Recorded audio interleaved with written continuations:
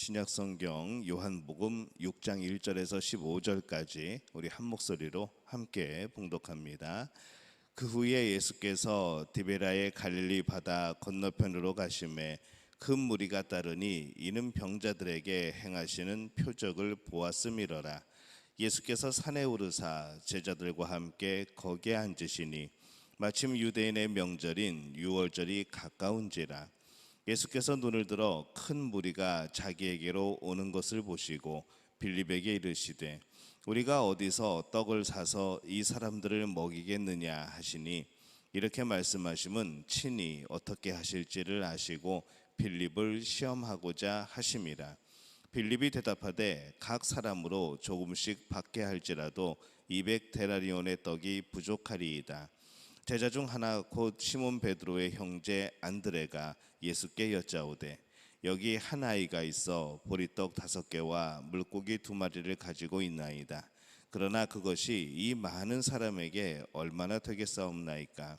예수께서 이르시되 이 사람들로 앉게 하라 하시니 그곳 잔디가 많은지라. 사람들이 앉으니 수가 5,000명쯤 되더라. 예수께서 떡을 가져 축사하신 후에 앉아있는 자들에게 나눠주시고 물고기도 그렇게 그들의 원대로 주시니라. 그들이 배부른 후에 예수께서 제자들에게 이르시되 남은 조각을 거두고 버리는 것이 없게 하라 하시므로 이에 거두니 보리떡 5개로 먹고 남은 조각이 12바구니에 찼더라. 그 사람들이 예수께서 행하신 이 표적을 보고 말하되 이는 참으로 세상에 오실 그 선지자라 하더라. 그러므로 예수께서 그들이 와서 자기를 억지로 붙들어 임금으로 삼으려는 줄 아시고 다시 혼자 산으로 떠나가시니라. 아멘. 할렐루야. 하나님의 은혜가 오늘 새벽에 하루의 첫 시간을 주 앞에 드리는 우리 믿음의 가족들에게 함께 하시기를 예수님의 이름으로 축원합니다. 이 오늘 말씀은 이 오병이어로 잘 알려진 그런 말씀입니다. 예수님께서 배고픈 무리를 보시고 음식을 주십니다. 예수께서 이르시되 이 사람들로 앉게 하라. 그곳에 잔디가 많은지라 사람들이 앉으니 수가 5,000명쯤 되더라. 예수께서 떡을 가져 축사하신 후에 앉아있는 자들에게 나눠주시고 물고기도 그렇게 그들의 원대로 주시니라. 이렇게 말씀을 하죠. 이 남자만 5,000명이나 되는 이 많은 사람들에게 음식을 주십니다. 한 끼 식사를 먹지 못하여 배고픈 사람들에게 그들의 허기를 채우도록 그렇게 한 끼 식사를 제공해 주시는 것이죠. 배고픈 이들을 향한 예수님의 긍휼의 마음입니다. 이 보리떡과 이 물고기를 가지고 이 5,000명 이상의 사람들이 배불리 먹은 이날의 사건은 이 결과적으로는 참 사람들에게 인상적인 기억에 남는 그러한 사건이 되었습니다. 예수님이 행하신 기적 속에서 이 사복음서에 모두 다 기록이 된 것은 바로 이 오병이어의 기적이 유일한 것이죠. 그만큼 이 복음서의 저자들도 또 그 자리에 있던 많은 사람들도 굉장히 인상이 깊었던 그런 기적의 모습이었습니다. 이날의 양식은 이 당시 가난한 사람들의 그런 늘 많이 싸가지고 다녔던 이 보리빵과 또 물고기 그것을 먹은 것에 불과하지만은 뭐 그것이 비싸고 또 이렇게 화려하고 뭐 진귀한 그런 음식은 아니지만은 그 음식이 작지만 큰 예수님의 자기를 나타내는 그런 도구로 사용되어지는 그러한 것이 되었죠. 이 배고파하는 사람들을 향한 작은 긍휼의 마음으로 그들을 먹이십니다. 그들을 먹이시기 위해서 행하신 그분의 사역, 이 예수님의 기적은 참 놀라운 일인 것이죠. 그리고 그것은 예수님이 하나님의 영광을 드러낸 사건이기도 합니다. 그들이 먹은 이 작은 한 끼의 식사가 아니라 그것을 행하신 이 예수님을 통해서 드러난 이 하나님 나라의 역사, 하나님의 영광, 또 하나님의 능력, 이것을 볼 수 있는 바로 그런 귀한 시간이었던 것이죠. 사람들은 그 작은 빵과 물고기가 어떻게 이 많은 사람들을 먹이는가, 눈앞에서 그 펼쳐지는 광경을 보면서도 굉장히 신비하고 놀랍고 이게 무슨 일인가 라고 생각을 했겠지만은 정말 그들이 놓친 것은 무엇인가 하면은 하나님을 놓친 겁니다. 하나님을 놓치고 예수님이 누구인지를 놓치고 그리고 하나님의 나라가 어떠한 곳이라는 것을 놓치고 있었던 것이죠. 고속도로에서 이제 그런 이야기들 합니다. 고속도로에서 이제 사과 상자를 이렇게 싣고 가는 사과를 싣고 가는 그런 트럭들을 보게 되죠. 뭐 다른 과일도 상관없습니다. 여러 가지 과일들을 싣고 가는 그런 차들을 보게 되는데 사람들은 만약에 그게 사과 상자면은 그것을 보면서 와 저기 사과 봐라라고 말을 합니다. 아무도 저기 사과 상자 봐라라고 말을 하지 않죠.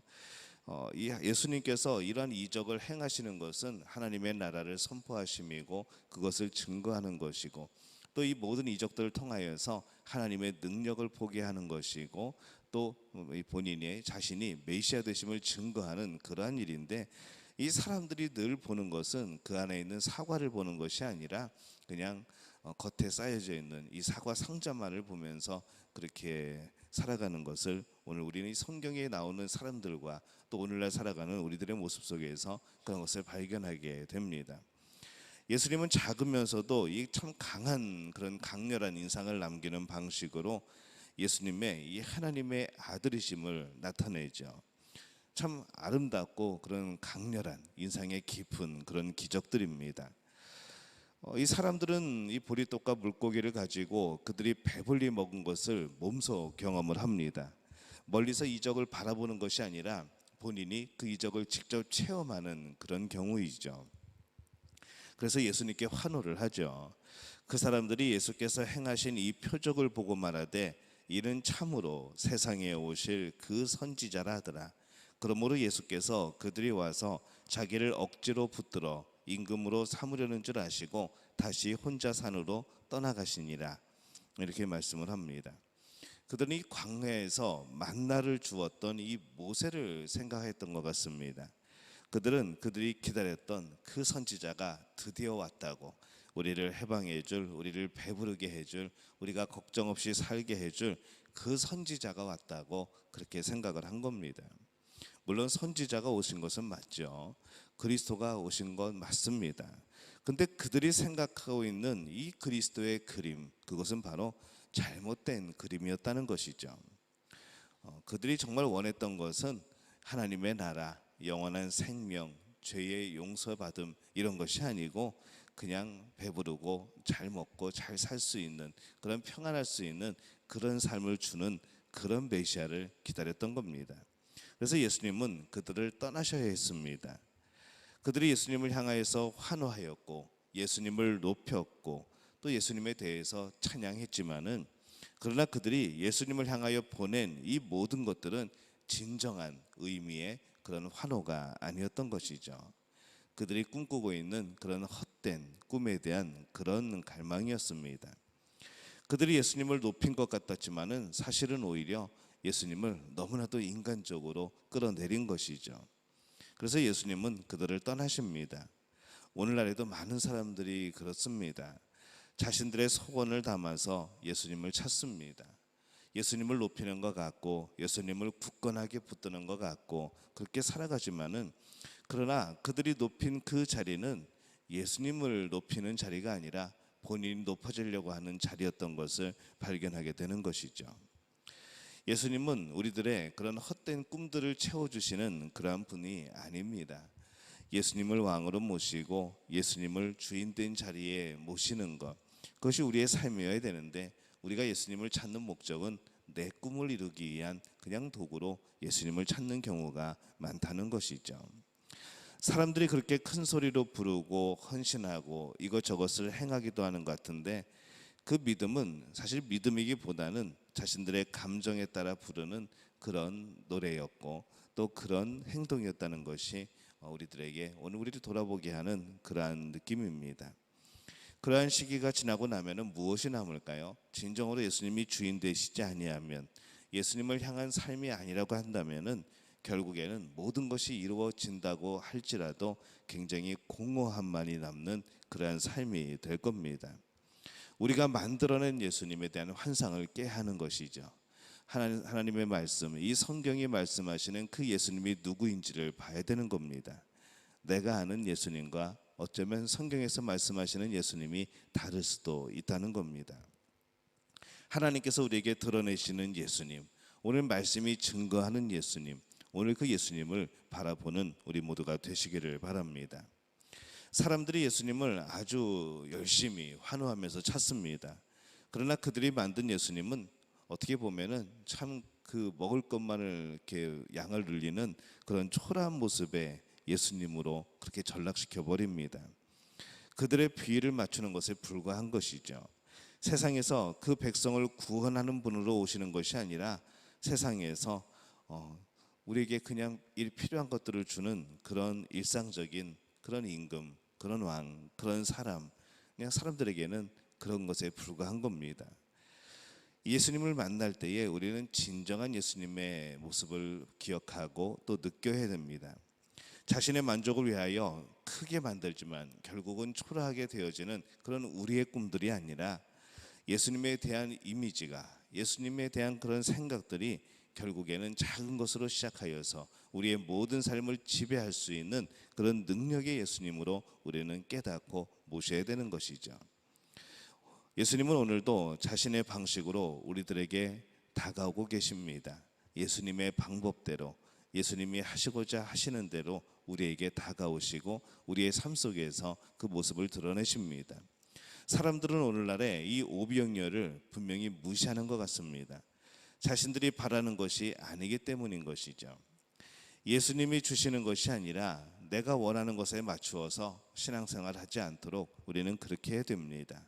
사람을 보면서 신앙생활 하지 않도록 해야 되는 것이죠. 내가 원하는 것, 정말 그것이 하나님이 원하는 것인가를 늘 고민해야 됩니다. 신앙적인 생활면까지 우리의 일상적인 생활 속에서도 우리는 그렇게 예수님이 원하는 것을 찾아가는 사람들입니다. 오늘 하나님께서 우리에게 어떠한 모습으로 다가오시는지, 내 삶 속에서 어떠한 기적을 베푸시는지, 내 삶 속에서 나에게 원하시는 나의 모습이 어떠한 것인지를 우리가 늘 고민하고 우리가 늘 생각하고 또 그렇게 변화되어지는 우리 믿음 가족들이 되어주시기를 바랍니다. 오늘 우리에게 다가오는 이 오병이어의 기적이 과연 나에게는 어떠한 의미입니까? 오늘 그것을 주 앞에 고백하며 그것을 먹어서가 아니라, 그것이 채워져서가 아니라, 그것이 신기해서가 아니라 그 일을 행하시는 그 예수님의 마음, 또 그 예수님을 바라볼 수 있는 진정한 믿음의 가족들이 되어지시기를 예수님의 이름으로 축원합니다. 기도하겠습니다.